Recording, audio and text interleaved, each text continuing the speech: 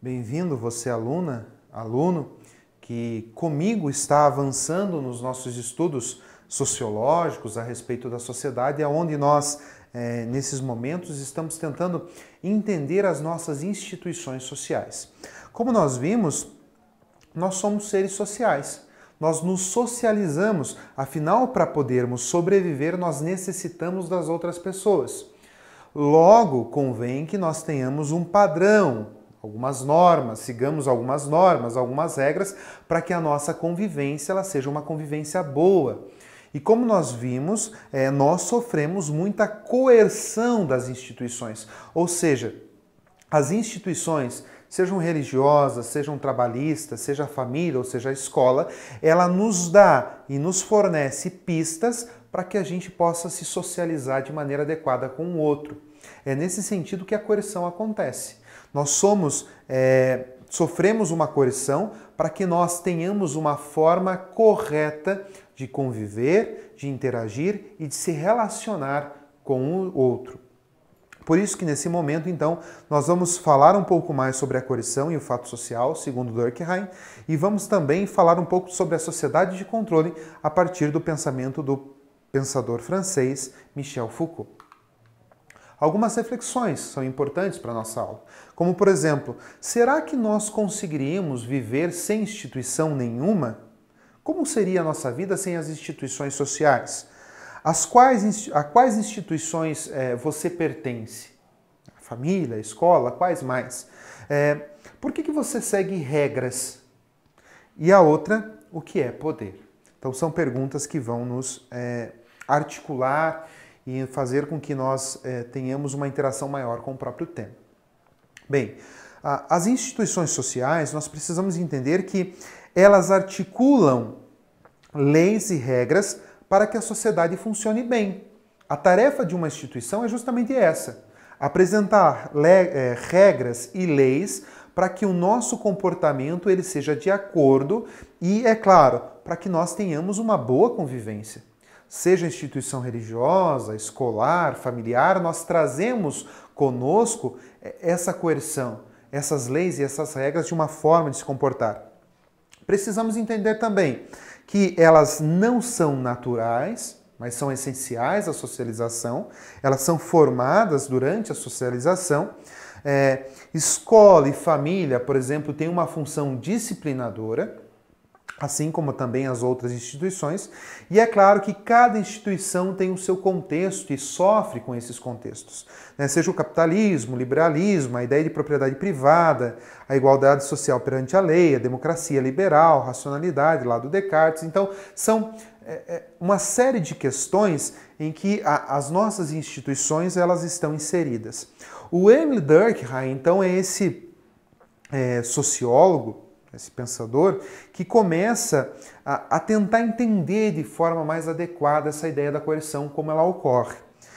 O que ele vai dizer? Que somos pressionados constantemente por regras. Se você vai para o seu condomínio, você tem regras. Se você vai dirigir, você tem regras. Se você entra aí num jogo online, existem regras. Você vai para a sua escola, tem regras. Você entra na sua casa, tem regras. Nós somos regrados o dia todo, o tempo todo e toda vez. É aqui que vem a coerção social. Ou seja, esses códigos, leis e regras morais exercem determinada força sobre nós. Nós somos forçados a seguir essas regras. Isso é coerção. Logo, nós conseguimos entender que essa coerção, ela independe da nossa escolha. Ela não presume a nossa escolha ou a nossa vontade. Ela simplesmente ocorre. Aí, nesse momento, o Emile Durkheim vai chamar a atenção para o fato social. Então, nós sofremos essa coerção, reprimimos, então, esses nossos aspectos mais negativos, justamente para que a gente possa conviver bem, mas nós temos o fato social. Para o Durkheim, o fato social é toda aquela forma de agir, pensar e sentir que pode ser fixo ou não e capaz de exercer coerção nos indivíduos, ou seja, capaz de reprimir os nossos instintos, por exemplo. O fato social, então, ele tem uma existência independente da nossa existência, Ele simplesmente ocorre, independentemente se nós existimos ou não, e ele pode existir ou continuar existindo depois da nossa morte. Vejamos então. O fato social ele acontece de maneira externa, ou seja, não depende da nossa vontade. Por exemplo, as línguas, o português, o inglês, o francês, elas continuam existindo mesmo com a nossa morte, vão continuar existindo.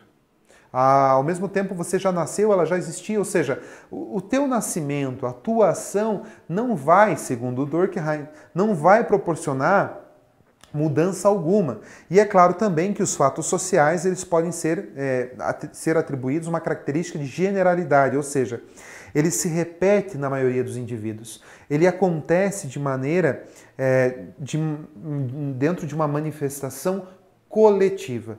Ou seja, essa coerção, por exemplo, que existe lá na escola, uma coerção, as regras, as leis da escola, acontece naquele grupo escolar. Então ela vem sempre acompanhada de uma prática coletiva.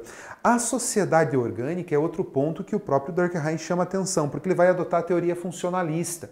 O que é uma teoria funcionalista? É perceber que a sociedade é composta de elementos diferentes, com individualidades, e que cada um precisa cumprir a sua função para que a sociedade funcione bem. Se o seu professor deixa de te dar aula e você deixa de se estudar, o conhecimento ele não acontece. Se de repente o repositor do mercado deixa de cumprir a sua função, faltam as coisas no mercado, automaticamente podem faltar na sua casa. Ou seja, essa ideia de que existe uma percepção funcionalista, assim como se fossem as partes de um corpo, e que cada indivíduo precisa contribuir, é interessante de nós observarmos no nosso dia a dia. Ou seja, nós precisamos então orientar a nossa prática dentro da nossa sociedade. O Durkheim defende que a ordem social ela não muda, tá? Ela não é uma revolução. Nós precisamos ordenar. Nós precisamos de uma ordem social e não de uma mudança radical como o Karl Marx propõe. Então, o Karl Marx dizia que necessariamente nós precisaríamos de uma luta de classes para que a história mudasse, para que a sociedade mudasse. O Durkheim defende a ideia de que precisamos de uma ordem social. Não adianta nós mudarmos se surgirem novos conflitos, novos ordenamentos conflitantes. Nós precisamos, sim, de uma ordem. E a escola e a sociedade, então, ela teria essa obrigação de manter os valores, como, por exemplo, da disciplina e organização. A sociedade ela é externa ao indivíduo, e se ela é externa, o que nos resta? Nos adaptarmos. Você já nasceu nessa sociedade cheia de regras, cheio de valores. É você que tem que se adaptar à sociedade e não o contrário. Devemos cumprir, então, com o nosso papel dentro dessa sociedade funcionalista, para que haja harmonia. Se você é aluno, você precisa estudar. Se eu sou professor, eu preciso ensinar. Os conflitos e os problemas, então, são doenças que precisam ser sanadas, porque elas realmente afetam a sociedade. Em Michel Foucault, nós podemos entender que essa ideia de saber e poder se relacionam. No fundo, o que Foucault quer dizer? Quem sabe tem o poder. Quem detém a sabedoria manda. E ele vai falar então da sociedade de controle. Então ele vai buscar compreender o poder nas mais diversas instituições existentes, seja nas instituições religiosas, seja nas instituições de trabalho, nas escolas, e vai tentar entender essa ideia do poder. Para ele não vê o poder como uma ferramenta de transformação, justamente porque ele fala que o poder é usado como uma forma também de coerção. Vejam só, ele fala de uma completa vigilância, onde todos nós somos vigiados o tempo todo. Então, e quando nós somos vigiados, é extraído de nós, então, um mapeamento do nosso comportamento. E com esse mapeamento nós entregamos as nossas preferências, as nossas aversões. Quer um exemplo disso acontecendo, para ficar mais claro? As nossas redes sociais. Quantas vezes nós descobrimos muito mais da pessoa acessando as redes sociais? Algumas empresas hoje já pedem para que os seus futuros empregados Apresentem as suas redes sociais como um portfólio, porque a rede social ela apresenta tudo aquilo que nós somos e é ali que existe uma vigilância. É por isso que o próprio Michel Foucault fala que constantemente nós somos vigiados.